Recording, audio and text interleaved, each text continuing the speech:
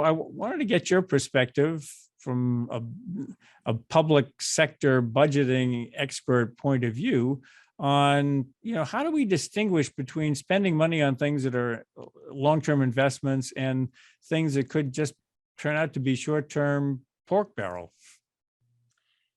Well, there are several different dimensions to this. As we talked about during the break, the federal government doesn't have a capital budget. States tend to have that. One of the challenges you have with public sector budgeting is that human beings tend to make certain cognitive errors, which is to say that they value much more highly a gain that they'll get right now, and they tend to heavily discount the cost that they may have to pay in the future. So they're not really and this is a real challenge with debt, and it's what we see in the federal budget. At one time, if you're familiar with budget theory, fiscal illusion was often referred to, where you take the benefits now and you push it off to future generations, the cost off to future generations.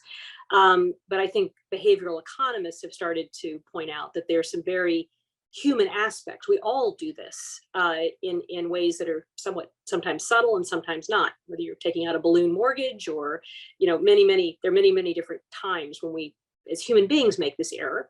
And then the political process reinforces this, because you are having a 2-year, 4-year, 6-year window where everything is on the line. And so you want people to get as much benefit within the election cycle as possible.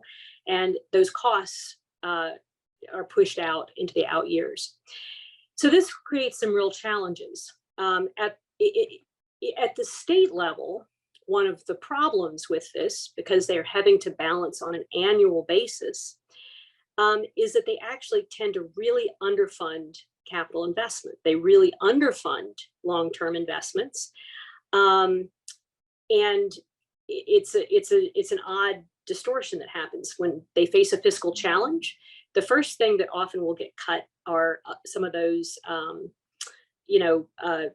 the capital plan is often where you go to balance. And some states even do that explicitly, like South Carolina has its reserves, anything that's not spent or any surplus they have then go into the capital plan. And if they don't have enough money, well, they just pull it out of the capital plan. So kind of explicit. The federal level, it's a little bit different, where, because we don't have this annual hard line that we have to hit, the expenses, it's just constantly being pushed into the future. So finding a way to make long-term investments without kind of giving into this human propensity to have the goodies now and pay later is really, really challenging. One of my colleagues early on came to me and was like, well, you know how CBO scores over a 10-year window often, you get that 10-year score. We should really extend it to 30 years. And I understand the logic, which is that, a child who has early childhood education, has pre-K, right, is likely to pay real dividends in the long term beyond a 10-year window.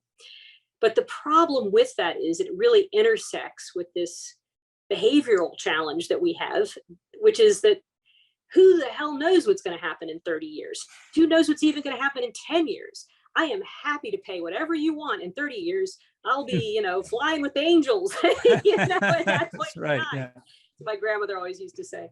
Anyway, so I think we have to kind of balance these two things. How is it we keep an eye on the long-term costs and benefits, but also keep that culture of discipline in the near term?